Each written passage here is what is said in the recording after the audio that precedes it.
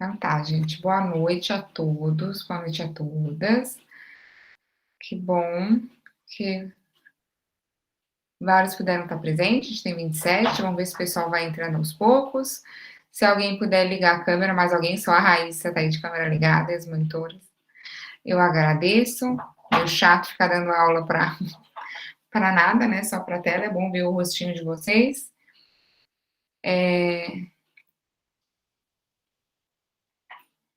Como é que vocês estão? Como é que tá a disciplina? Me contem, tá dando certo?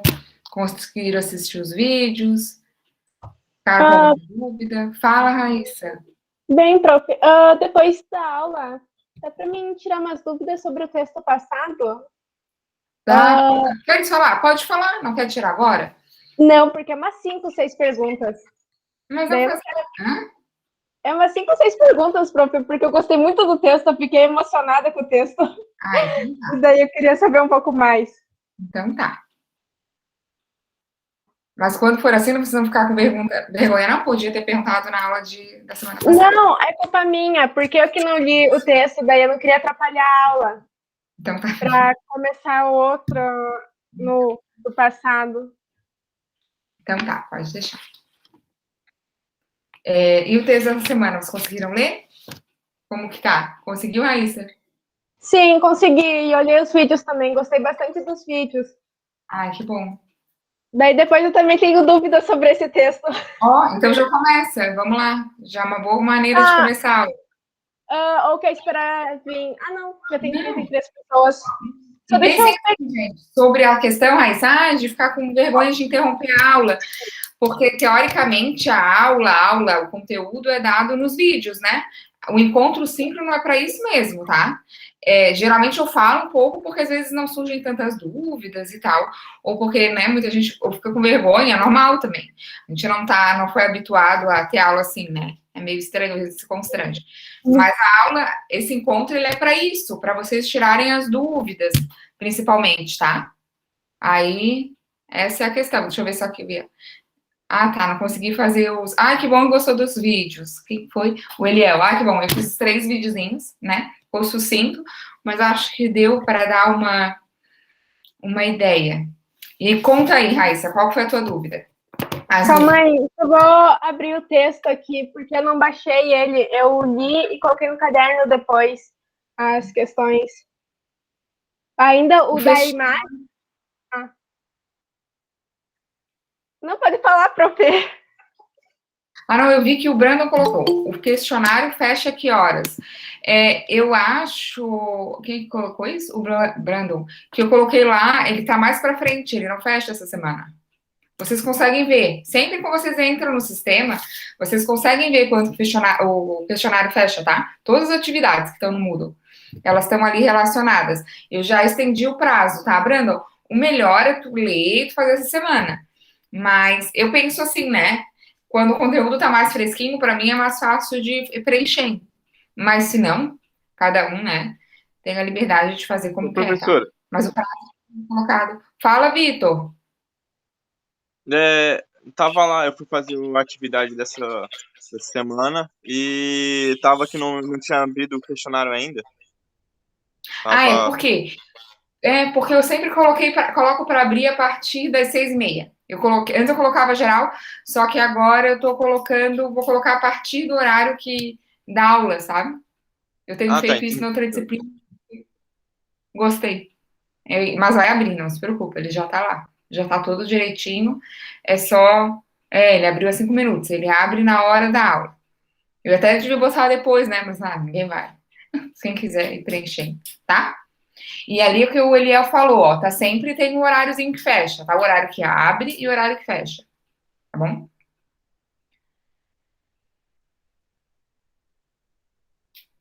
E Eu aí? quero, eu queria falar no finalzinho da aula, quando acabar, tipo, pra vocês não saírem direto, que a gente quer dar um recadinho, assim, sobre os fichamentos para vocês, que eu tô acabando as correções, faltam 2, e aí eu quero dar um recado geral, assim, que foi uma coisa que eu percebi em quase Queremos. Não Queremos, querem falar, imagina. ó, porque essa semana não é fichamento, é esse livro, né? Já vou falar dele, e é o questionário. Semana que vem é fichamento. Então é bom vocês já verem, né? O que ficou de É, assim, o que eu percebi que, tipo, Pode falar, vocês podem falar agora, gente, não tem problema. Então vamos lá. O que eu percebi é que vocês, tipo, eu sei que era o primeiro, eu super entendi, eu botei um comentário especial para todo mundo, só que eu me peguei digitando a mesma coisa várias vezes, sabe, no comentário. Aí eu achei importante falar na aula que é para sintetizar mais as informações do fichamento. Tipo, coloca só as ideias centrais das páginas, não precisa desenvolver um texto muito grande, porque eu recebi uns fichamentos de 8 páginas, 7 páginas, e aí, tipo, para ler tudo com atenção e verificar as normas e depois dar o comentário, tipo, eu tô desde terça-feira, de noite, eu acho, somando as horas que eu tô corrigindo o fichamento, eu deve ter batido quase umas 10, assim, tipo, para conseguir corrigir com calma. E era coisa que às vezes eu fazia em 3 horas, assim, se fosse em situações normais. Sim. Eu não descontei ponto, eu não dei nenhuma nota, tipo, abaixo da média para não prejudicar vocês, porque eu sei que é o primeiro fichamento e tal, mas acho que é importante, assim. E as normas da BNT também, tipo, espaçamento entre as linhas, o texto sempre justificado, ficar atento com as páginas que vocês vão fichar e as páginas da referência, para não botar páginas a mais na referência, fichar menos e tal. São coisas que eu reparei bastante, que eu coloquei bastante nos comentários. Faltam 2 para corrigir, então eu vou entregar até hoje à noite, no final, depois da aula, mas eu acho que as considerações eram essas, até para facilitar, assim, o tempo de correção, porque teve gente que me cobrou que eu tava demorando para corrigir, mas é porque realmente demanda mais um tempinho. Tipo, eu recebi vários, acho que de 3 páginas, que é o essencial, assim, tipo, que dá para fazer nos textos de vocês tem umas 20 páginas para ler, né? Então, tipo, em 3 páginas dá para fazer um fichamento bem completinho, com as ideias centrais e tal. E aí, isso vai facilitar bastante o nosso tempo de correção e vocês para saberem as notas também, que eu sei que dá uma ansiedadezinha, assim, para saber se foi bem, como é que tá. E aí facilita bastante. Eu acho que esse era o recado mais geralzão, assim, para vocês. Uma outra coisa, essa questão de resumir, de sintetizar mais as ideias do texto, vai ser bom para vocês também. No futuro, preciso ler esse texto para bibliografia de um outro trabalho. Vocês não vão ter, ler todo, é mais fácil ler o texto de novo do que ler o fichamento se tem 8 páginas, sabe? Então, se vocês sintetizarem melhor as ideias centrais, fica melhor para vocês lerem no futuro os próprios fichamentos para usar em outro trabalho, sabe? Então, é só uma dica que vocês vão usar ao longo do curso também, não só na disciplina de História da Arte. Alguns fichamentos eu posso ter esquecido, mas, tipo, as normas da BNT, eu acho que no vídeo que eu mandei tem um link que fala de todas as normas certinho, mas é basicamente ficar atento na referência, que é aquelas partezinhas, tem umas partes que tem que botar em negrito, ou aquelas coisinhas assim, o espaçamento das linhas, que é 1,5, o texto sempre justificado, não disposto à esquerda ou à direita, ou em qualquer outro coisa. São coisas básicas, assim, que, tipo, a gente bate o olho e já consegue, e depois vocês vão ver que fica automático, assim. Quando vocês, antes de entregar, vocês já vão fazer isso assim, tipo, em 5 minutos vocês vão revisar umas normas assim, mas, tipo, para primeiro fichamento tá bem bom, acho que só sintetizar mais as informações, a gente tá num caminho bem bom, assim. Parabéns para todo mundo. Bom, e vocês vão ver as normas da MBNT. Hoje em dia eu escrevo artigo, já vou escrevendo tudo em norma, já sei tudo de cor. E não sei, parece que entra na gente e aquilo fica. Nem se preocupa. E parece que quando não tá na norma, fica estranho.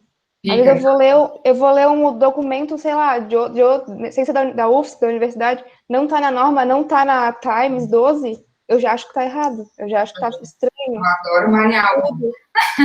Mas eu já vou escrevendo na norma. Vocês vão se acostumar, é bem tranquilo, gente. Sem estresse. Já vai. Bem bom. É bom, é prática, né? As notas, acho que vocês recebem comentários por e-mail quando a gente lança as notas e os comentários, mas lá no Moodle dá para ver, é só acessar a tarefa que dá para ver a nota e o comentário que a gente fez. Que eu fiz no caso. No próximo é a Malu que vai fazer. Eu lembro ano passado, quando eu fui corrigir os ensaios, aí acho que alguém mandava e-mail, professora, corrigiu de tal pessoa e não corrigiu a mim. Aí eu tirava aquelas notificações por e-mail. Eu comecei a corrigir, acho que na segunda-feira de noite. Aí ontem eu mais um pouco, e agora eu tô acabando e faltam só mais 2. Então vocês receberam tudo picado, desculpa, gente. Eu demoro muito para corrigir as coisas também. É uma boa característica, porque quem corrige assim, não corrige também. Eu sou uma pessoa meio demorada para corrigir. É bom, não é ruim. As coisas bem corrigidinhas demoram. Tá, gente? Então, deixa eu falar rapidinho só. Tem 3 vídeos. Eu gravei 3 vídeos para aula, né? De medieval. O texto de leitura obrigatória é esse livro. Eu amo esse livro de paixão, que é do Jean-Claude Schmitt. O Corpo das Imagens. Ele é um livro que é formado de ensaios, né? Se eu não me engano, são 15, bom, olhando os 2 números na cabeça, já olha aqui, que fazem parte das pesquisas empreendidas durante, acho que cerca de 15 anos, né? Do professor Jean-Claude Schmitt. Ele é professor de História da Arte, da Universidade da Escola de Altos Estudos de Ciências Sociais de Paris, que é uma das mais importantes no campo da história, da arte, e além de historiador da arte, ele é historiador, né? Propriamente dito, digamos assim, historiador tradicional, né? Ele trabalha com imagem de uma maneira mega sensível, né? E super interessante. Ele articula 2 coisas muito legais, que eu gosto muito da história da arte, assim, que eu sou apaixonada, na verdade. Ele aborda uma teoria bem densa, né? Ele vai trabalhar com Gilberman, Warburg, a gente vai ler Warburg, né? Vocês vão ler e fichar para a semana que vem. Quero só ver. Todo mundo fala, tu dá Warburg para a primeira fase, eu dou. Mas é legal, vocês se iniciam com um texto, eu ia falar top, mas não, top não. Mas assim, um textão, um texto incrível. E o Jean-Claude Schmitt, o professor Jean-Claude Schmitt, ele articula teorias bem densas, né? Problemáticas super interessantes e atuais de história da arte. E ele tem um texto fluido, bom de ler, ele não complica tantas coisas. Eu gosto muito do texto dele, né? E ao mesmo tempo ele é muito sensível.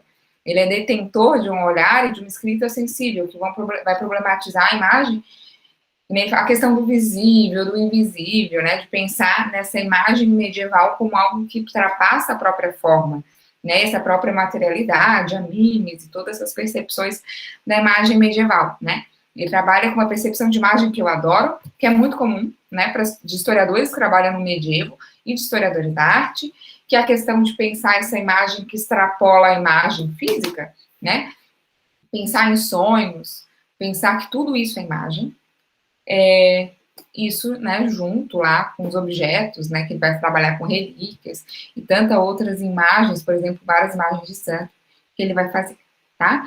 Então, o primeiro vídeo aborda bastante o texto. Depois, assim, é difícil a gente selecionar. Em sala de aula já é, né? Com o ensino remoto que a gente tem que tornar a coisa um pouquinho mais compacta, é mais difícil ainda. Então, o que eu optei, né? Por dar aquelas aulas de explicar um pouco o românico e gótico, né? Porque igrejas, que é todo esse imaginário medieval, as catedrais góticas, isso tem muito a ver se a gente for pensar, eu sempre penso muito, eu não vejo BBB, mas eu adoro uma série. Eu sou bem carnalzinha.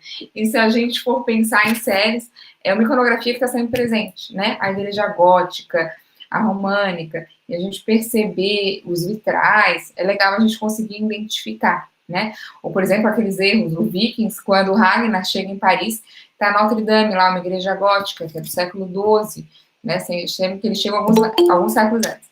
Então, é bem legal a gente ter um pouquinho de repertório, assim, tá?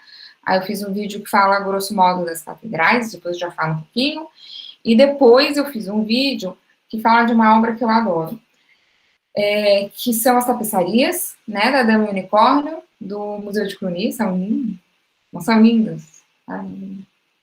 Eu adoro essas tapeçarias. Eu gosto de muitas imagens, assim, algumas que eu não falei na aula, da Eva, da Notre Dame, eu adoro. Tem aquelas imagens, assim, do Saint-Denis, eu sou aficionada pelas esculturas de Saint-Denis, mas esse conjunto, né, de 6 tapeçarias lá da Dama e Unicórnio, que estão hoje no Museu de Cluny, é muito legal, né? E o Museu de Cluny, eu coloquei o link, tem um videozinho, tá em francês, eu não me lembro agora se tem legenda, mas é sobre, deve ter em inglês, né? Mas se não, assista só, o vídeo é legal só porque ele fala do processo de restauro e fala da tapeçaria, né, da Dama e Unicórnio, e as imagens são muito lindas. Eu coloquei nos slides um pouquinho, que dá para ver um pouco a tipografia do museu, como que estão colocadas as obras, e o museu, né, que é um dos grandes museus da moyenagem francês, né, que é a Idade Média, ele era uma abadia, né, românica, parece que resume todas as aulas, assim, a gente vai ter tanto a teoria, lá, a questão do invisível, dessas imagens com teor sagrado, essa verticalidade, essa grande potência imagética do medievo. Como vocês puderam perceber, a minha aula tem bem tom de medievo cristão, eu poderia falar de outras, né, imagens, mas é muita coisa, eu selecionei, né, mas o museu diz muito sobre a aula como um todo, depois porque aonde ele é hoje, né? Fica em Paris, mas foi a abadia de Cluny, hoje é um museu, tem ainda igreja ali, foi uma abadia românica, né? Depois ela foi modernizada com o século XII, já era XIII, na verdade, ela foi transformada numa catedral gótica, que é algo que acontece bastante, né? A gente é bem visível, por isso que a gente fala, tem muito gótico, né? Já vou falar um pouquinho disso também. E depois porque ele abriga várias obras super importantes, né?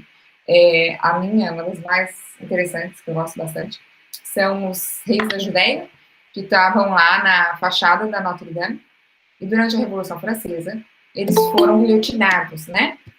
As esculturas, adoro o iconoclasmo. Os revolucionários acharam que os reis da Judéia, que estavam lá na Catedral da Notre Dame, eram os reis da França, né? Eles pegam as esculturas, todas em pedra, e guilhotinam na Praça da Concorde, todas as esculturas.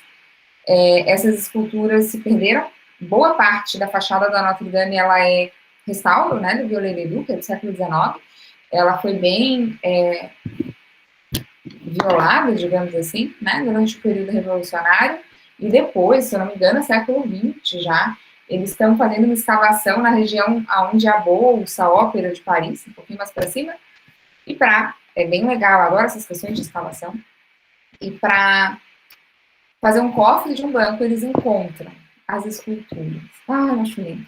Todas as cabeças, né, desses reis da Judéia que foram guilhotinados.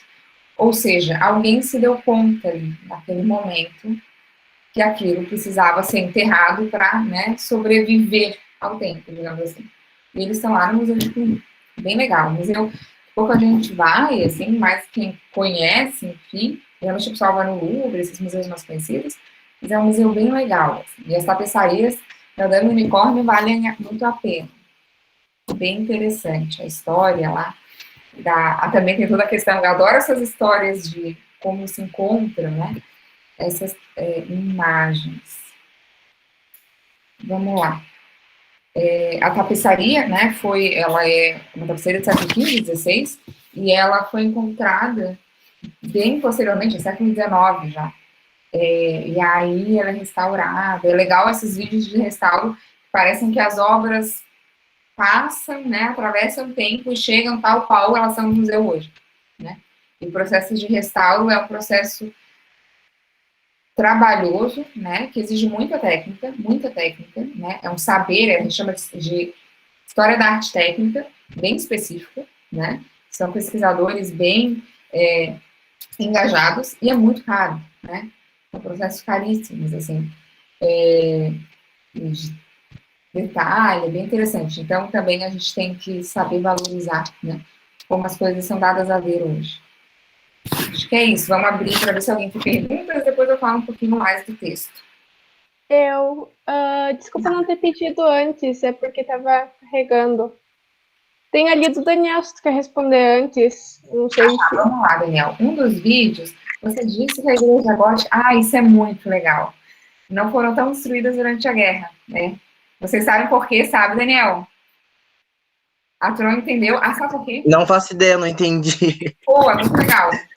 É o seguinte, tem um monte de histórias de mitologia. Tem uma que fala que eles iam, na Segunda Guerra, eles chegaram a colocar dinamite dentro eu acho que isso é meio lenda. Chegaram a colocar dinamites dentro da Notre Dame.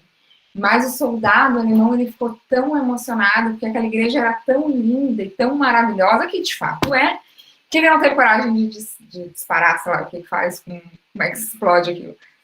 Isso é bem corriqueiro, tá? Em várias cidades do interior, a gente escuta isso.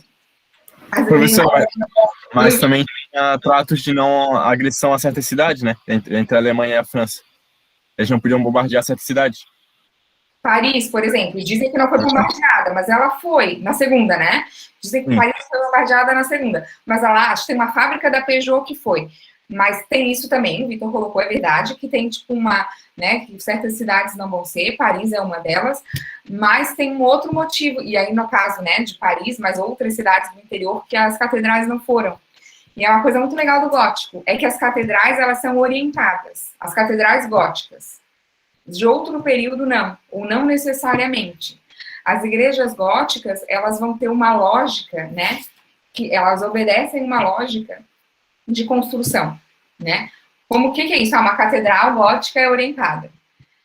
Por que a gente fala catedral gótica, para começar? Porque geralmente as igrejas góticas, elas são em cidades, elas são do clero secular ou de bispado, e elas são catedrais, tá? As românicas a gente vê mais abadias, porque elas são nas abaciais, que são igrejas em mosteiro. Existem regras e exceções. Por exemplo, o Cluny, que eu falei para vocês agora, é uma abadia, né? Era uma abadia, porque tinha um mosteiro no centro de Paris, então ali a igreja do mosteiro é uma abadia, tá? Via de regra. E Paris era uma catedral. Mas vamos lá para as catedrais góticas, então. O que elas são orientadas? Elas sempre... a fachada dessas igrejas sempre está no ocidente. E, né, a porta delas está no ocidente. E o altar está no oriente. Então, elas funcionam como uma bússola. Essas cidades, não Paris, no caso, mas se a gente for pensar do outro lado, a gente pega a Colônia, né? A Colônia tem uma grande catedral gótica também, ao centro de Colônia. Colônia foi completamente devastada durante a Segunda Guerra Mundial, a cidade alemã. E a catedral, ela foi preservada. Ah, é porque eram bonzinhos e quiseram preservar a catedral, que era bonita? Não sei.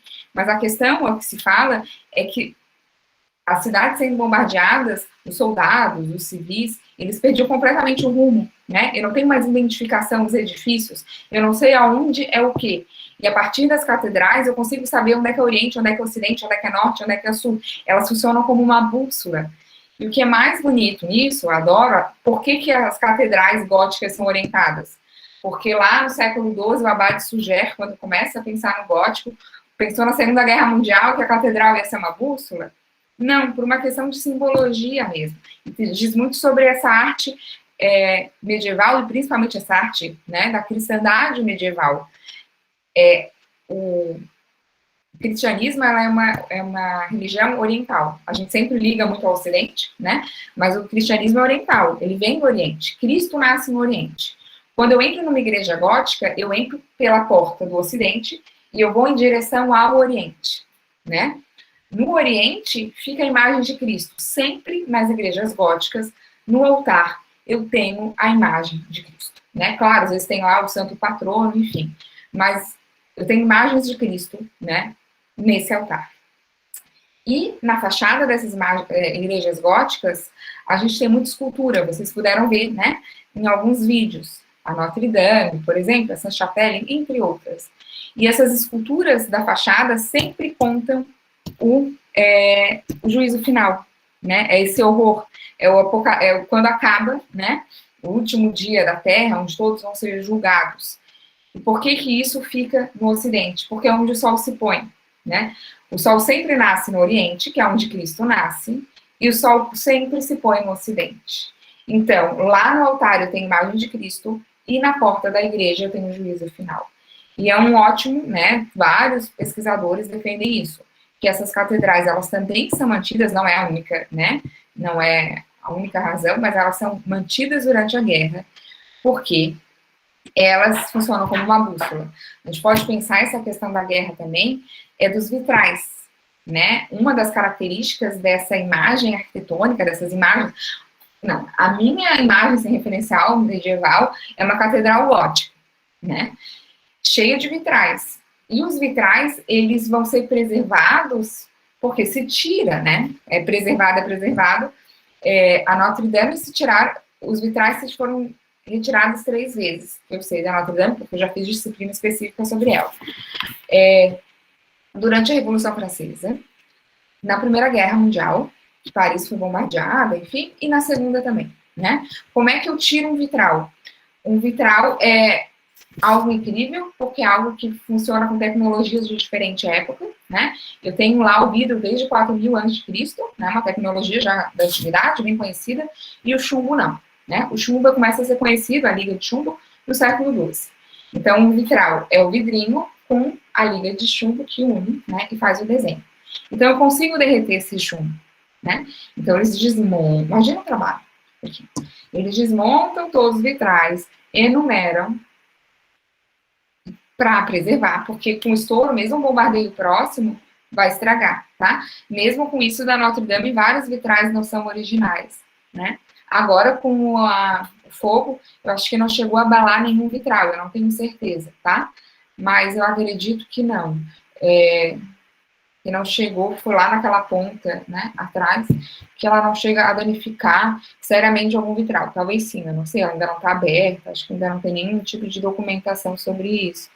Mas é bem legal. E a Notre Dame é um exemplo, mas várias outras igrejas, né, a de Colônia, na Alemanha, Saint-Denis, todos os vitrais são tirados durante a guerra. É bem legal, né. Tem mais. Réplica. Ah, tá. Sobre relíquia, não é, Kleber? Deve ser, né? Sobre o cabelo e o leite, que o Carlos Magno levava da Virgem, né? Eu adoro as relíquias também. Isso mesmo, então, isso aí. Então, as relíquias são algo incrível, né?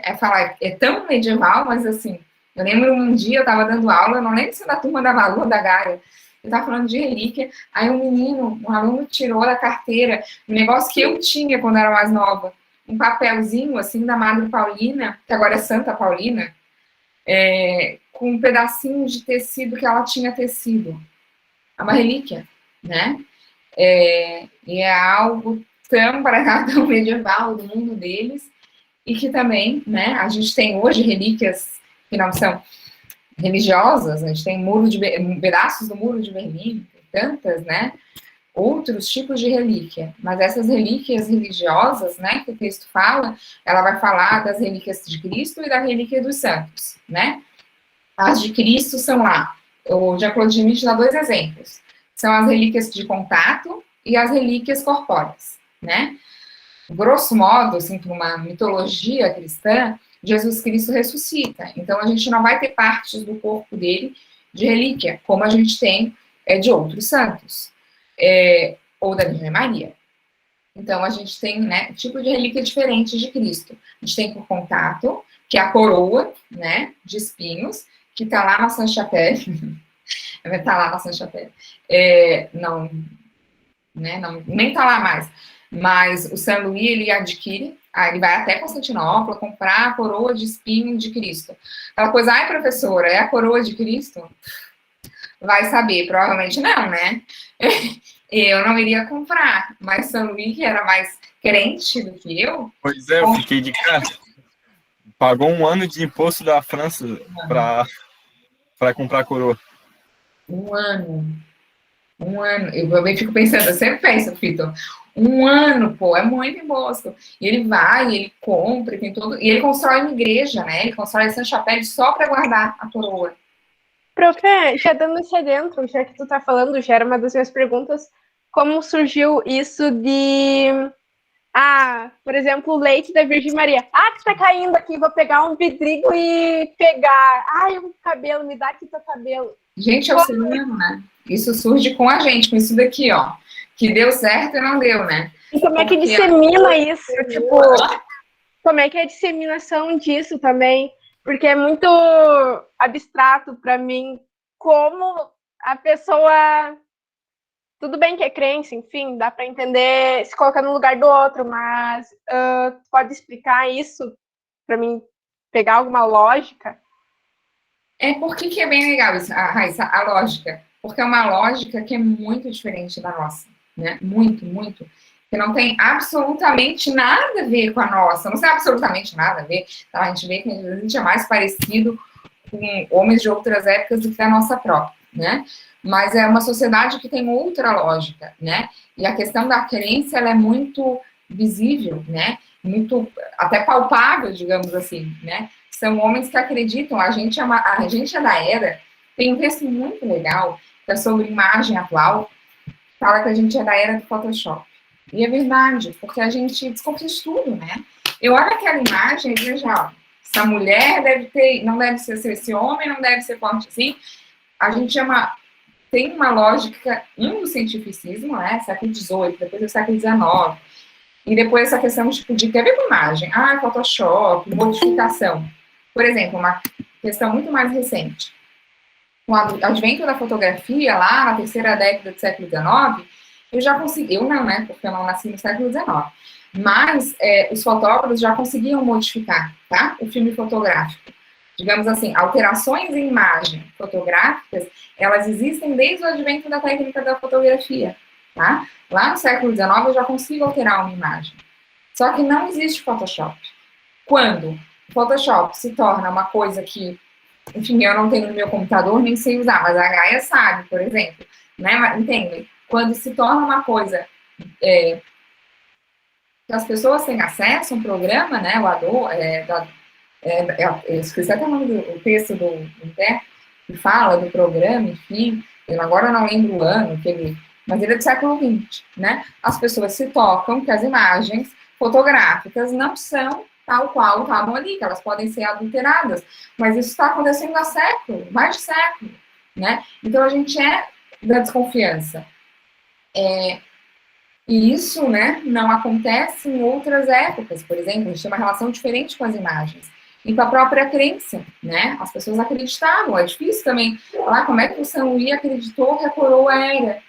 Porque falaram para ele que era, venderam como se fosse. Não sei, agora não dá para, só se a gente fizer a gente vai saber se o São Luís desconfiou ou não, né? Mas tem a Virgem Maria, por exemplo, leite.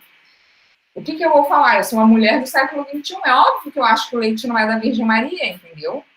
Eu não sou uma mulher que nasceu no século 12 ou 10, né? Eu olho, é óbvio que não é dessa virgem aí, ó.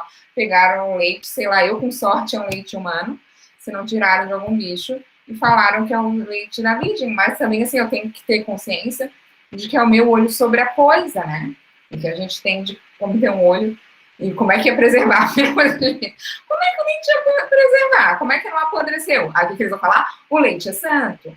Então, assim, é todo um tipo de discurso. Por exemplo, se a gente não for lá, o Carlos Magno carregava, né? O fiozinho de cabelo e o leite da Virgem Maria. Eu acho o mais lindo de tudo o colar dele, o relicário, né? Então, aquilo já tomou.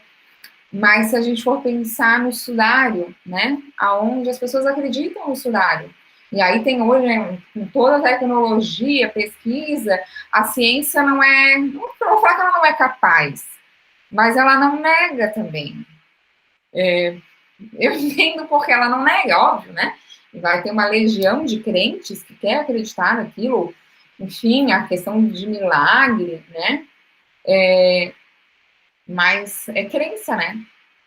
Acreditar, e eu acho que é uma das questões que mais diferencia da gente, né? Do mundo medieval, é a crença naquilo, né?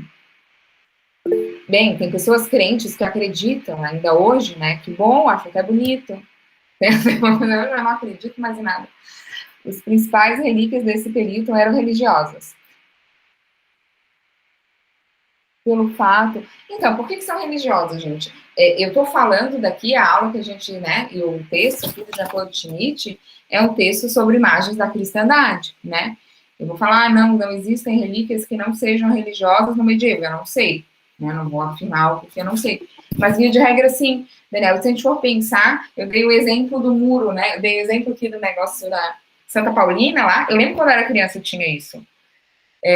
O tecidinho, que é religiosa também, hoje, e aí é uma relíquia que é diferente dessa, que a gente acredita, pode ter sido o tecido que a Santa Paulina teceu lá e venderam, cortaram e venderam. Mas a gente tem relíquias históricas, digamos assim, Muro de Berlim.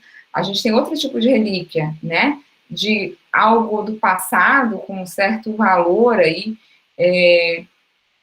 emotivos, enfim, histórico, que a gente trata como relíquia, né? Mas o texto trabalha com essas relíquias religiosas, porque, enfim, religiosas, né, cristãs. A questão do teocentrismo. Eu não sei se daria para atrelar isso.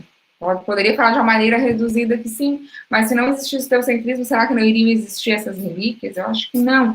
Por isso que eu acho que é algo talvez humano mesmo, essa questão de guardar, e responde muito com a imagem, Porque a imagem é algo que parece que a gente guarda, algo que a gente perdeu, né? Eu dei o exemplo do Muro de Berlim, que acho que traz um pouco mais de perto.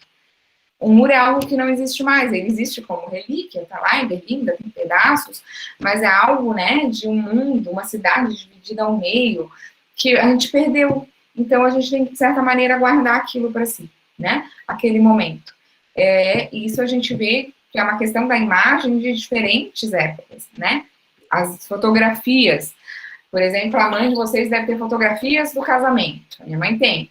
A minha mãe não é mais aquela moça que se casou com 24 anos, ela é uma idosa hoje. Então, ela tem que ter fotografia de algo que ela não é, digamos assim, né? E isso a gente tem várias. Então, as relíquias religiosas, a gente pode perceber na questão imagética, também assim, né? Que eu tenho o leite de uma virgem que foi mãe, que já não, né? Que já morreu, que já se foi. Eu tenho a coroa de um Cristo que já não está mais na terra, que subiu aos céus, né? É uma maneira de trazer para si que isso é muito humana, né? Fala, Vitor. A arte medieval na Europa era ligada muito ao cristianismo, né? Mas, por exemplo, na Ásia, qual que era o foco? Então, eu não trabalho com Ásia, né? Na disciplina. Não, a gente tem vários professores que trabalham, por exemplo, Alex trabalha. A disciplina é bem ocidental, simples pela... que é muito tempo, né? Eu não teria como estar uma disciplina, tipo, de história da arte, que eu vou lá da antiguidade a cargo na arte contemporânea, se eu fosse para outros locais, tá? Ela é bem história da arte clássica. E eu não vou te falar da Ásia, porque aí é outro universo. E que a gente for pensar, a imagem europeia, medieval, ela é cristã. Não é. Também não é, tá? É bem uma questão, por exemplo, eu não trabalho com imagens vikings ou imagens dos godos. Eu não entrei nesse aspecto, tá? Porque é bem uma questão, senão eu vou acabar fazendo arredondamento de tudo e vai ficar, né, completamente como é que em uma semana, em uma aula, eu ia explicar para vocês imagem medieval europeia, não teria nem como, né? Com cristandade já é bem, né, é muita coisa, tá? Existem uma infinidade de imagens medievais. O medievo foi um mundo como o nosso, né, que produziu muitas imagens. A questão de recorte de imagem. Eu gosto muito de sala de aula, né? Eu gosto muito do começo desse livro. Eu achei ele em todos os textos importantes, assim. Eu usei na minha dissertação de mestrado, eu usei na minha tese de doutorado, eu amo o começo desse livro. Porque é muito legal algo que é um jargão, assim. A gente está na era da imagem, todo mundo fala. Qualquer televisão, a gente vai lá na esquina conversar com alguém, ou vai falar em família, com um tio, todo mundo fala, a gente é a era das imagens, a gente é a era das imagens. Por quê? Estou até procurando o meu. Por causa do smartphone, principalmente, né? Isso daqui muda tudo. A gente tem muita imagem, a gente tem uma disseminação de imagem absurda. E o que os historiadores da arte falam? Que a gente não vive na era da imagem. Não é que a gente não vive. A imagem, ela tem uma importância central na nossa sociedade. Mas eu não posso... A Idade Média, por exemplo, aonde eu adoro quando o Jean-Claude Schmitt em sala, ele sempre fala isso. Ele foi meu professor, né? Ele fala assim, tá, a gente é tudo... A gente sabe ler e escrever no mundo, né, no medievo, a porcentagem da população, acho que nem se tem esse número, não tem como fazer um cálculo, mas é uma parte ínfima da população que é letrada, né? Eles são agrafos, eles não leem nem escrevem. A imagem, ela tem uma importância absurdamente, não sei se maior, mas é muito importante naquela sociedade, né? É muito autoritário da nossa parte, eu não sei se é a gente ou o presente, né? O presente sempre é autoritário, olha para o passado como se ele fosse melhor, se ele entendesse mais as coisas, que as coisas nos pertencessem, né? A gente tem disso. E parece que a imagem para a gente é importante. Imagina o mundo medieval. Tem um professor que eu adoro, o Richard. Eu estava assistindo uma vez uma aula de História do Design, aí na UFSC, ele é professor de História do Design. E ele estava falando alguma coisa de design, alguma coisa da Idade Média, eu não lembro da aula, tá? E eu lembro que ele falou assim, pensa o que é uma catedral gótica na Idade Média. É a Disneylândia. E pior é que é. E depois, em várias aulas, eu já fiz aulas sobre catedral gótica, e o que a gente vai perceber? Que essas pessoas, elas vivem, né? A gente tem uma visão completamente diferente, uma vivência diferente das igrejas, né? Se frequenta as igrejas, se vai na igreja no final do dia, se vai de manhã, as pessoas têm uma sociabilidade. Aquele local, a gente for pensar numa catedral, é cheia de luz, de vela, de incenso, de cheiros, né? De experimentos visuais num mundo aonde a gente não vai ter uma tela de, sei lá, LED, que é feito esse computador, mas uma tela de televisão onde a gente é disparado imagem em todo momento. Eles vão ter uma experiência muito diferente com imagem, assim. É muito legal pensar nisso, né? A gente é contaminado com imagem a todo momento e a gente sabe lidar muito mal com elas, por sinal. A gente não lida bem contemporaneamente com imagens. Então, é outro experimento, né? Eu acho que não lida bem, eu sou bem crítica, né? Porque nossa sociedade de imagem é meio complexa. Né? A sociedade das selfies, de tudo isso, né? Um pouco, assim, assustador para um historiador da arte. Mas, olha, quando eu comecei não comecei, mas, sei lá, há um tempo atrás, assim, eu não tinha Instagram, eu era contra, era completamente crítica à produção e disseminação de imagens no mundo contemporâneo. Me rendi. E depois a gente também não tem muito como se escapar, né? Mas é um pouco isso. Fala, Guilherme. Boa noite. Eu não estou te escutando. Opa, boa noite. Eu acho Boa que o fone noite. não estava pegando.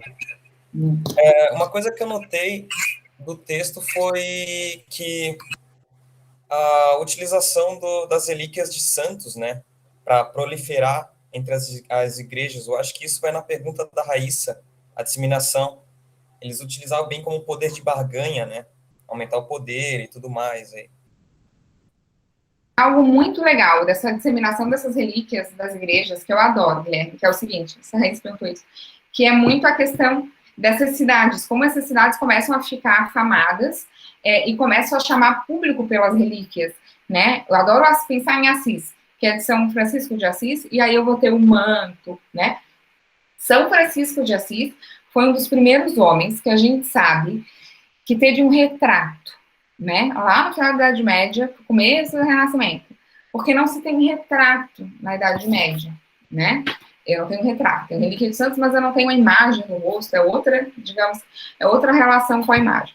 E São Francisco vai ser uma das primeiras imagens identificáveis lá nos afrescos, né?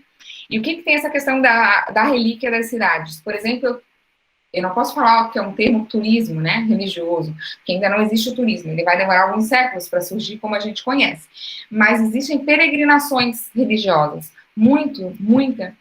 As pessoas viajam, a gente tem vários caminhos conhecidos, de Compostela, né, ou se a gente for pensar, eu falei em Assis, né, lá na Itália, de São Francisco, ou a gente pode pensar em Pádua, né, Pádua, eu adoro Pádua.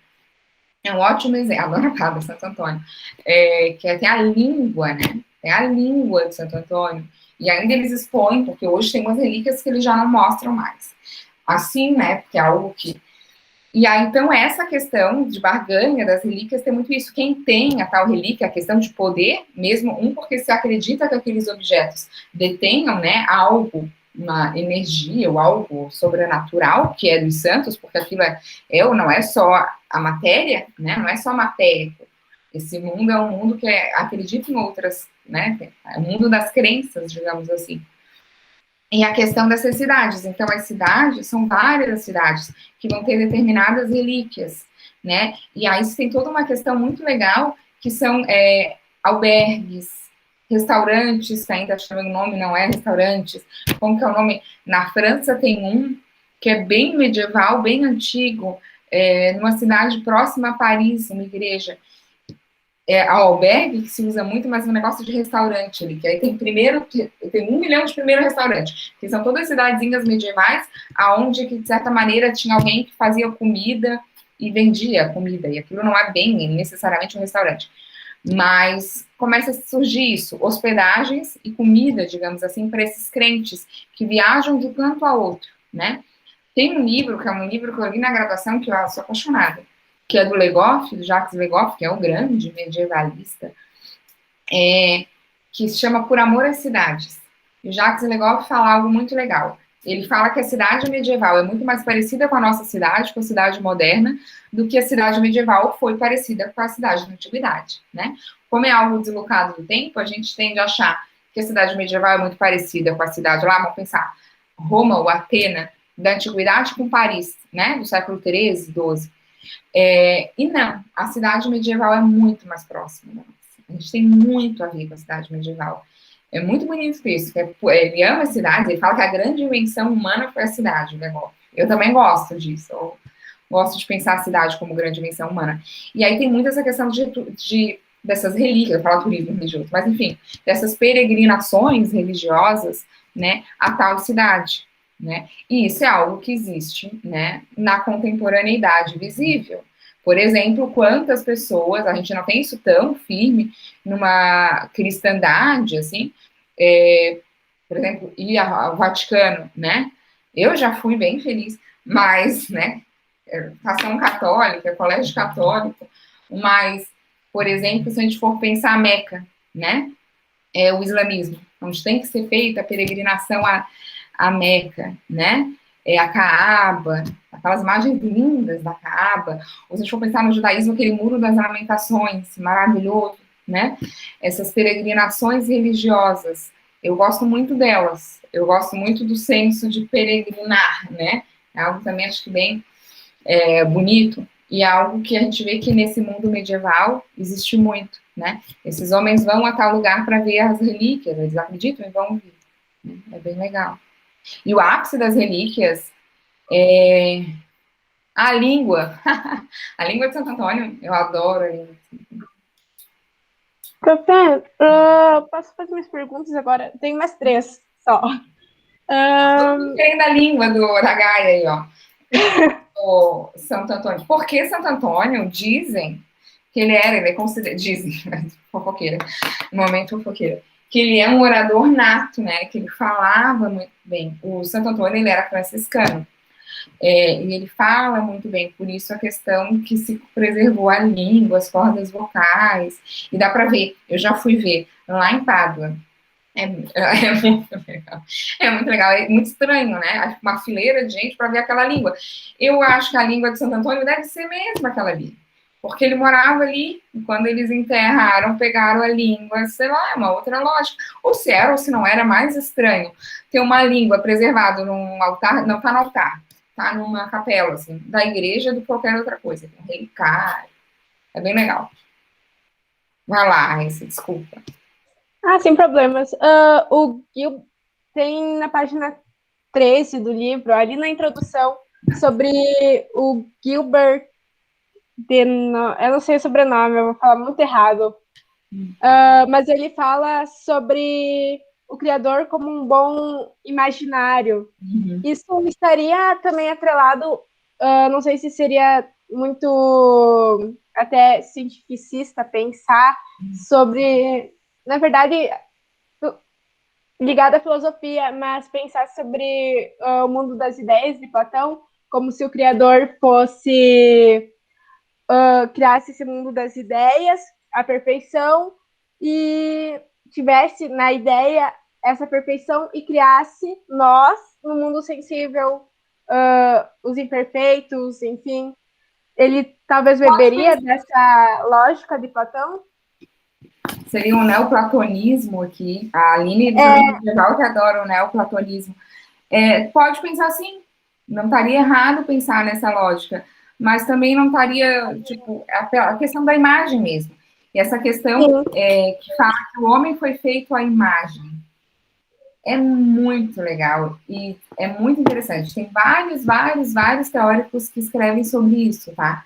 Que o homem nasceu como imagem, porque na Bíblia, no Gênesis, o homem foi feito à imagem de Deus.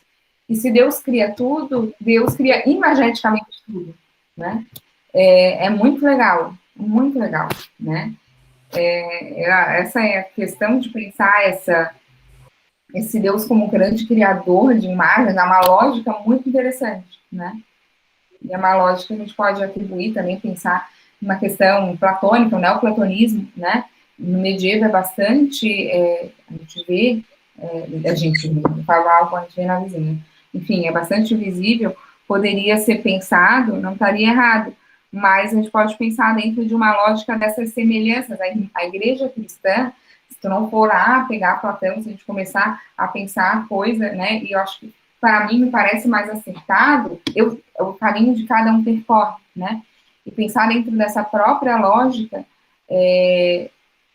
medieval tem muita significado, né, de pensar como Deus como um fabricador, digamos assim, de imagem. Todo Deus, né, em qualquer lugar, porque tudo que se cria é imagem, né, e o homem é a grande imagem. Isso é muito... A outra seria... Tem uma frase no meio do texto do David Apple, não sei, eu sou péssima com sobrenome, e eu fiquei tentando decifrar. Ai, eu acho que é na Alguém introdução.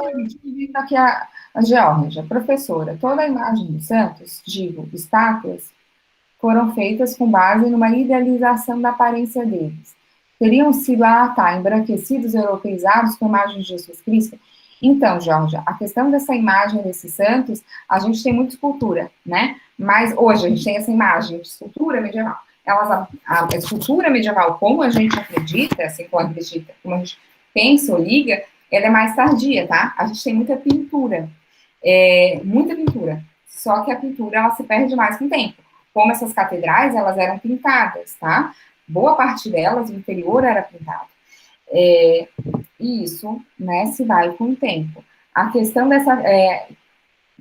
questão se está embranquecido, como Jesus Cristo.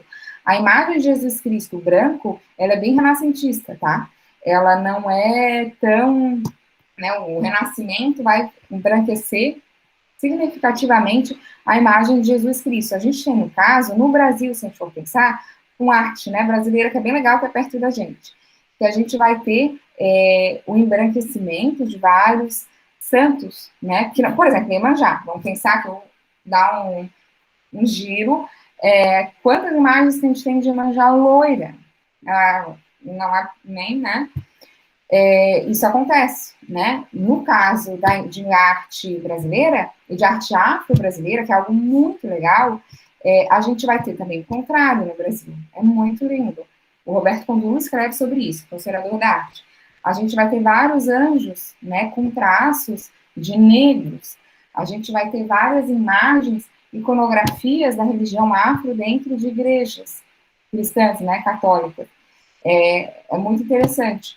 No caso dessas imagens europeias, dessas imagens da cristandade, o que a gente está pensando, né? Aqui, por exemplo, se a gente for pensar século XII, ou, sei lá, França no século XII, que é o geral, o século XV, né? As imagens, é raro a gente ver imagens de negro, tá?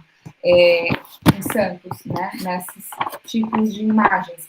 E a questão de retratos de santos, elas também são bem tardias. A gente acha que a gente tem a ilusão que, retrato de santos. É o que eu falei, São Francisco é o primeiro a ter um retrato. Por quê? Porque o retrato, ele é algo da antiguidade, muito. Como é que a gente... Da onde que vem a questão do retrato? A gente tem uma palavra que é imagem, que é imago. Imago era uma cera, né, que eu moldava o rosto de uma pessoa morta. Por exemplo, um ente querido morria, meu avô morria.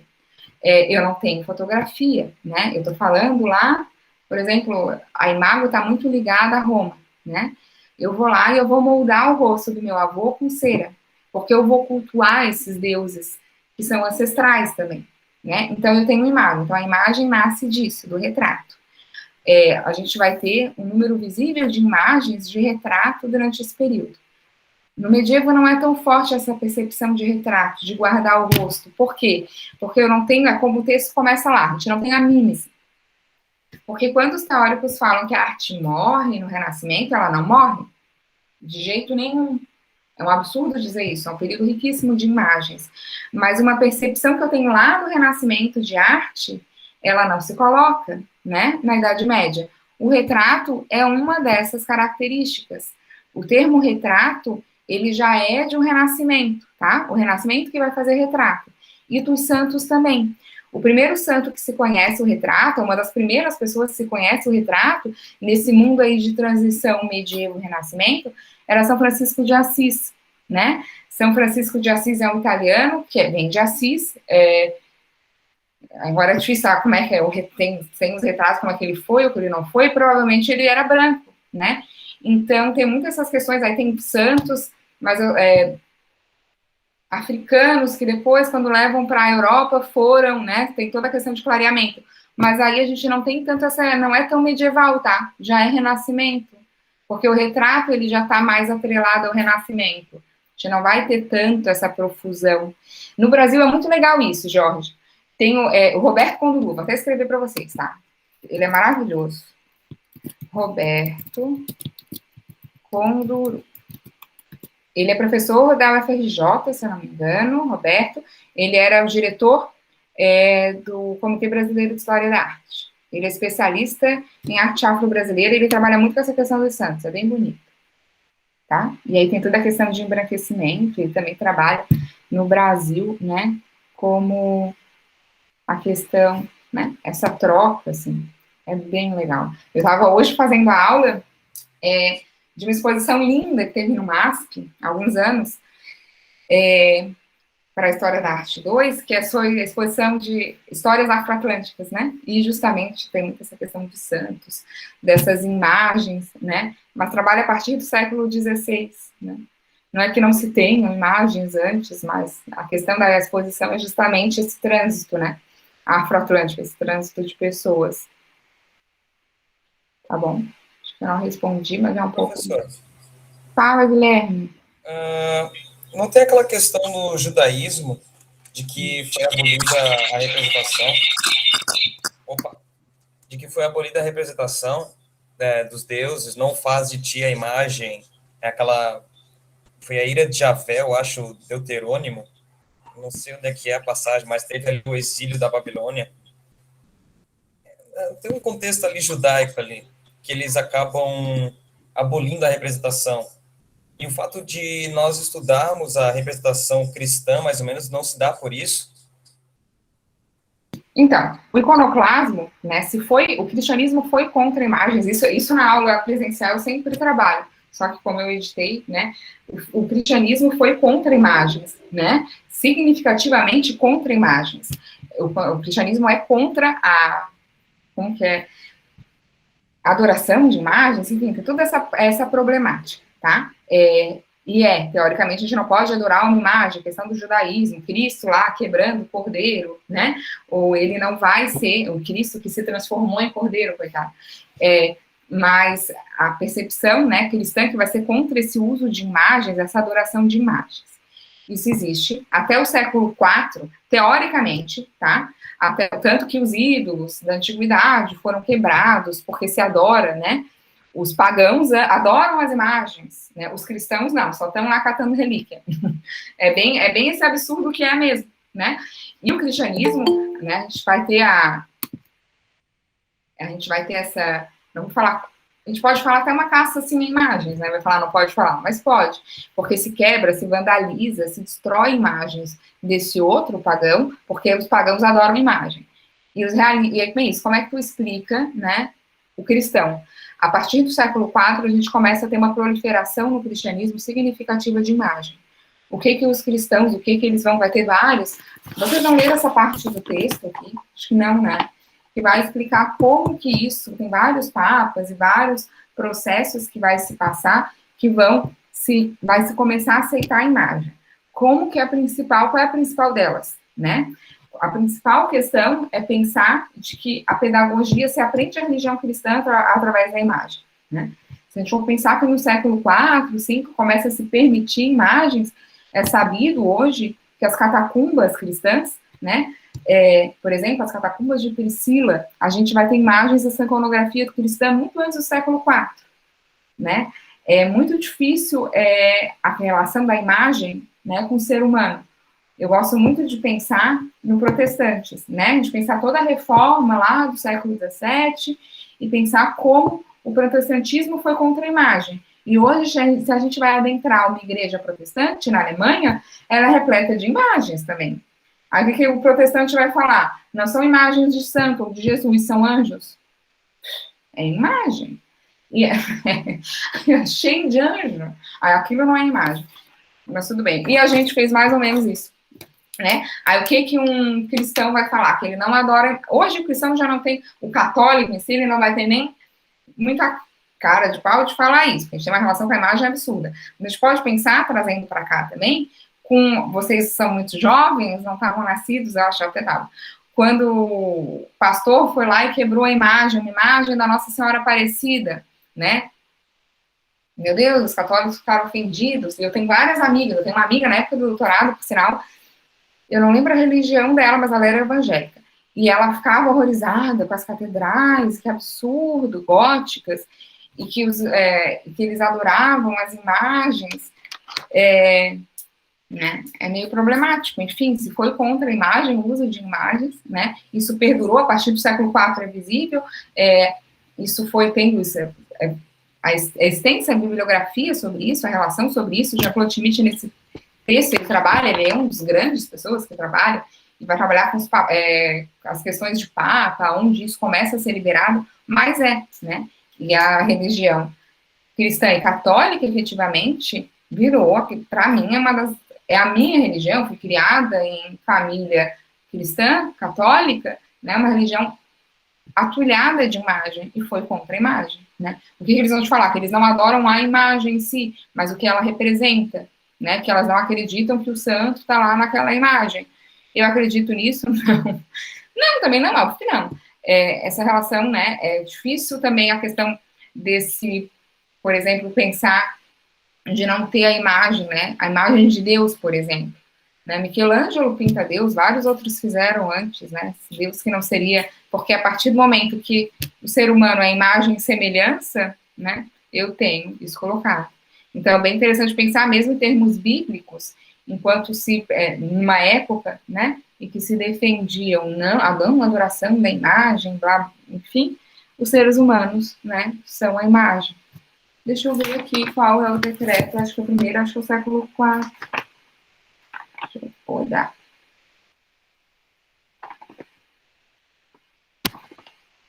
Eu escrevi sobre isso na tese tanto, e eu esqueci o século.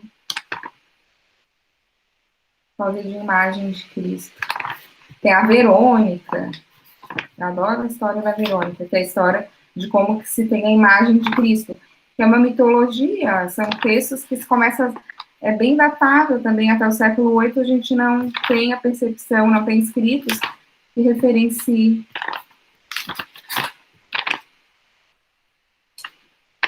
Deixa eu olhar. Ele fala do Belt. Depois eu olho e coloco os decretos ali direitinho, tá? Se não tiverem no texto que eu coloquei para vocês. Mas esse texto, esse livro mesmo, ele aborda. Com todas essa...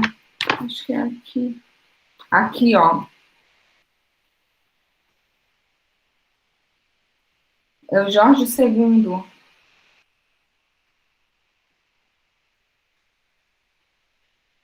É a página assim, vocês têm um livro, né? Não preciso colocar que está o livro inteiro.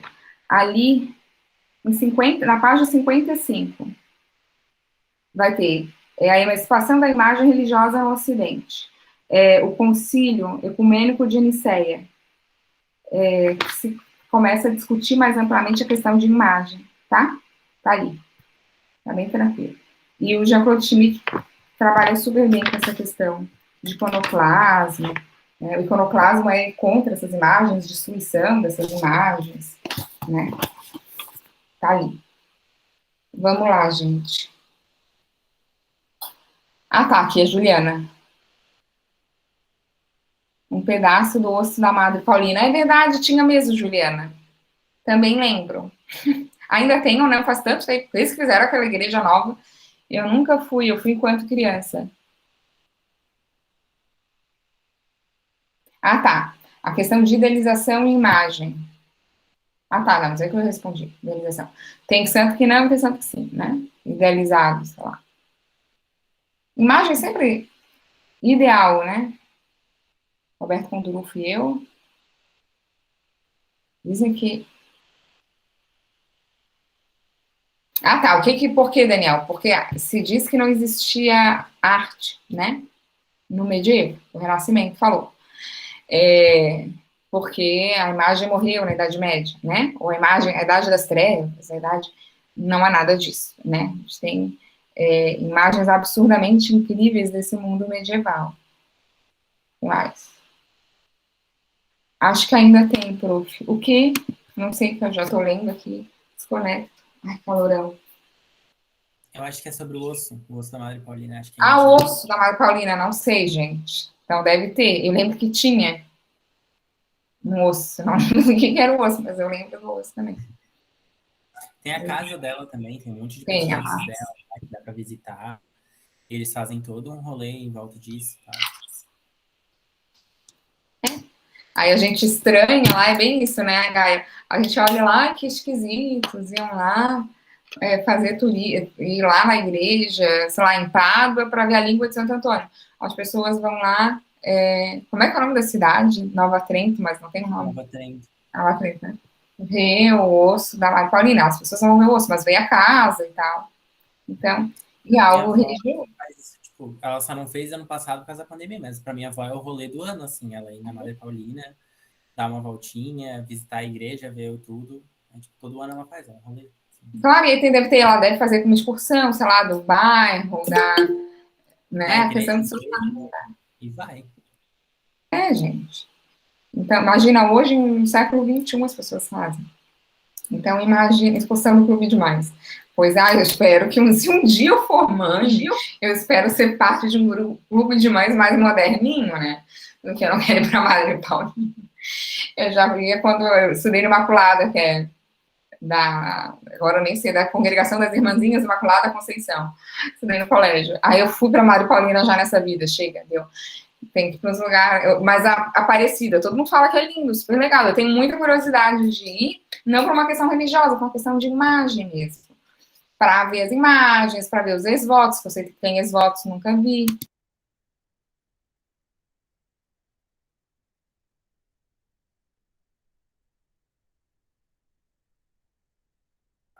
Tu tá muda, Dani? Eu gostei do bingo também, Raíssa. O bingo eu acho que até topava. É muito bom jogar bingo. E tem aqui umas que vão para as termais de Santa Catarina. Eu acho muito chique. Imagina ficar lá no quentinho. Eu ia amar. Pelo amor de Deus, já não tô querendo ter filho. Ainda tem que pensar que eu vou jogar bingo na Mari Paulina. É meu sonho jogar bingo com um grupo de velhinhas. Meu sonho. É meta de vida, assim. Sério, Raíssa, olha, tu nasceu para maternidade, eu não. E ainda me veio um artigo aqui para analisar, para ser parecerista. De uma revista. Não, mas é só porque eu gosto de perto, eu já tava, eu acho que é a idade que tá vindo o negócio, agora já me deram esse negócio do... Não, prof, mas é que eu gosto de gente velha, adoro uma velhinha, adoro ficar conversando. Daí, meu sonho é ficar com um monte de gente velha jogando bingo. Ai, você vai pensar numa coisa mais legal, que eu cheio de gente jovem numa festa. Se é para aglomerar, vamos fazer um aglomero direito. Mas quem falou da arquitetura da Aparecida? Pois é, Cleia, eu tenho muita vontade de ir. Eu quero ir. Eu ia ano passado, mas com a pandemia eu não fui, né? Como tudo a gente ia fazer ano passado, não foi. Eu tenho muita vontade de ir, Aparecida.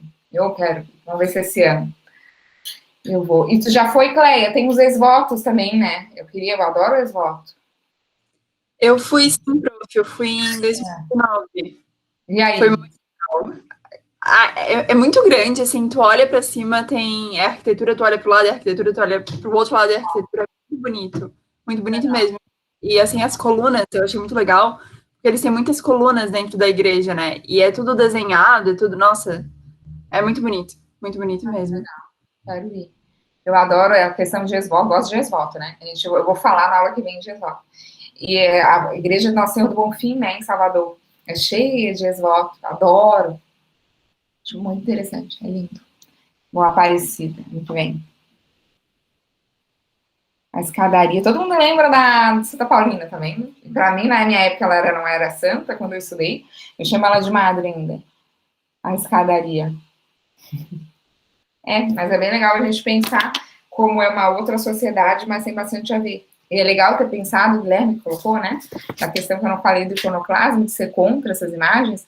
Na aula passada a gente viu as imagens do mundo antigo, que muitas foram destruídas porque elas eram os ídolos, né, e bem, não vou falar que é a mesma sociedade, são sociedades diferentes, digamos assim, mas que também começou a produzir imagem. Eu sou uma pessoa completamente, sou uma historiadora da arte, que eu tenho uma crença muito forte na imagem, eu acredito na imagem acima de tudo, e acima de qualquer coisa.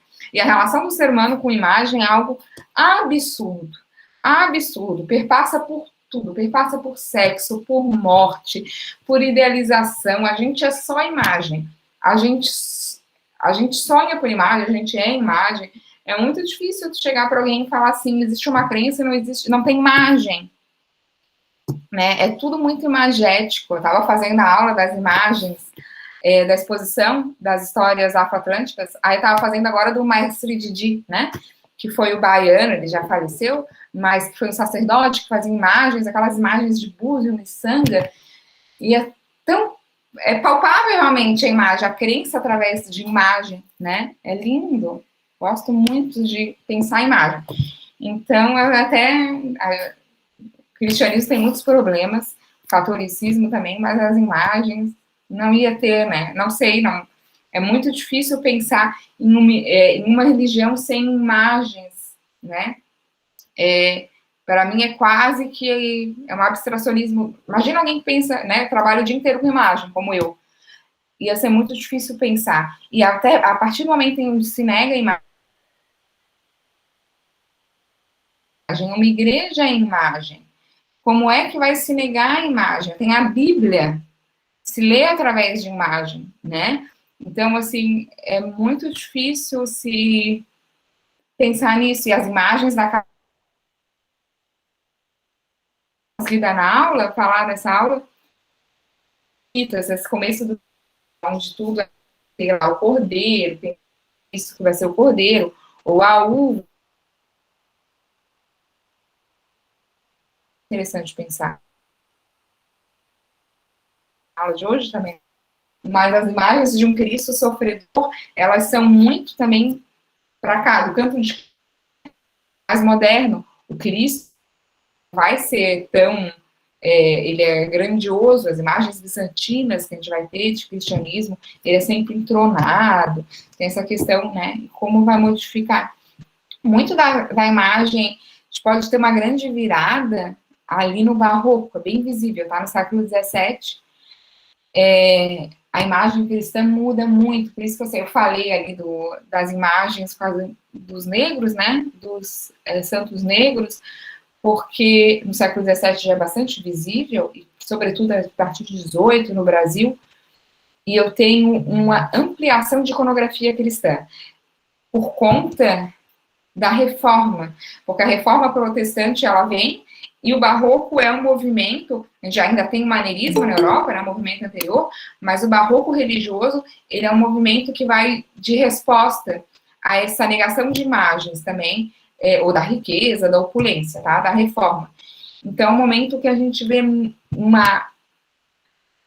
a imagem muda muito, né? Na igreja cristã, na igreja católica, e tem várias a questão de sofrimento, dramaticidade, opulência, ela é muito datada do barroco. E aí, pra gente no Brasil, onde o barroco é muito forte, religioso, e obviamente a gente sabe por quê, porque passa por um processo colonial mesmo, isso é mais visível ainda, tá? É bem visível. Isso que a gente está, né? Se a gente for pensar nas imagens de santo na Bahia, a gente está em outro universo. Ok, gente? Alguém tem mais alguma pergunta? Professora. Não, pode ir. Professor. Não, pode ir. É só a última. Na página 280, tem uma citação do David Appleby. Eu não entendi direito. 280. Eu fiquei lendo e relendo ela e eu não sei se eu entendi direito. É bem no finzinho. É o contexto mais amplo das atitudes. Blá, blá, blá, blá. 280. Isso. No último parágrafo? É. Tá embaixo, tá um pouco acima da referência ali, 3. No Estatuto Recente consagrado às imagens santas,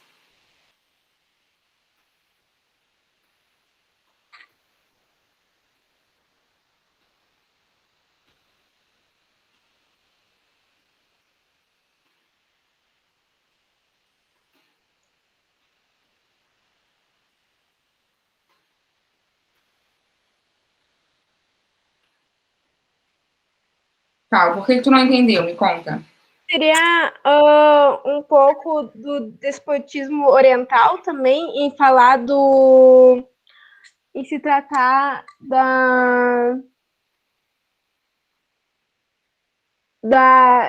ai, cadê? Ai, fala ali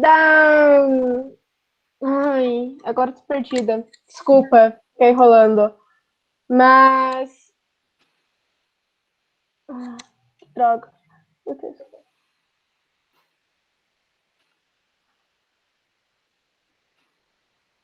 Por falar que fica dentro dos limites do Mediterrâneo Oriental e ter um contexto mais amplo. Seria um pouco do despotismo oriental, isso, essa frase? Eu não sei, acho que não. Acho que é a questão de o contexto ser mais amplo mesmo, que essas atitudes dessa cristandade ocidental. Eu não sabia se seria uma definição de tipo, o Oriente vê outra coisa, então não é como definido por eles.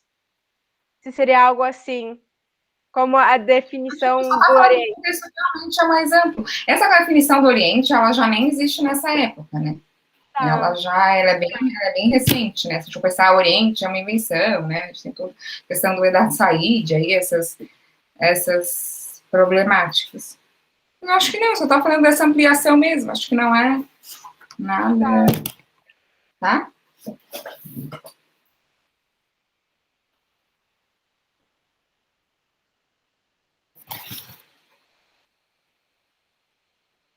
Manipulação de objetos, tá falando das relíquias, né? Experiências religiosas, realidades materiais, experiências,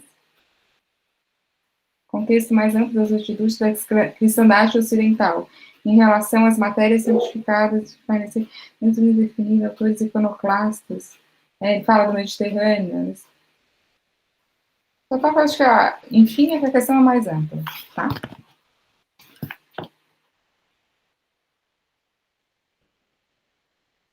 Vamos lá, gente. Quem mais? Quem tinha uma pergunta? Então, acho que eu vou acabar. Já vemos aqui, já passamos da hora, tá? A Raíssa quer fazer algumas questões. Se alguém quiser marcar um horário, aí depois fala e a gente marca, tá? Ok? Então tá, gente. Acho que eu vou sair daqui. Raíssa, não quer marcar outro dia? Deixa eu até olhar como é que tá a minha agenda aqui. Amanhã eu não preciso, eu tô mais que... Tem seleção depois. Se eu estiver disponível mesmo, eu tenho disponibilidade, então fica a teu critério. Só porque essa semana tá um pouco... A gente vai estar tendo entrevista de mestrado e doutorado, e amanhã eu tenho uma banca de orientando. Mas a gente marca, tá? A gente marca pra semana que vem. Me manda e-mail que a gente vê um horário, tá bom? Tá bom. Obrigada, prof. Boa noite. Nada. Boa noite. Tchau, gente. Boa noite. Obrigada, Daniel. Boa noite, Vanderlei. Não, escrevi o nome errado. Valdenei. Eu, os nomes errados. Como eu não faço chamada, eu dou um jeito de errar os nomes de outro jeito. Ai, nem me fale, eu tô corrigindo os fichamentos e eu não sei quem é quem. E quem tem foto no Moodle eu lembro. Quem não tem, eu fico tipo, quem é tu? É bom ter foto no Moodle, é bem legal, porque a gente consegue ver um pouquinho deles. Não, a gente não vê. Morrendo de calor. Eu tô acabada, acordando todo dia cedo para dar conta de tudo que tem que fazer. Mas a gente já consegue. Eu também. Eu trabalho de manhã, né? Trabalho até às 6. Aí eu tô assim, pô. Mas tá. É bom que a gente dorme bem, tem que dormir, fica uma maravilha. Final de semana eu hiberno. Tá ótimo. Posso sim, posso falar um pouco sim. O que quer falar? Eu também vou ficar, então. Vou parar de gravar. Também quero saber. Não quero saber. Ai, gente, não gravem. Não, vou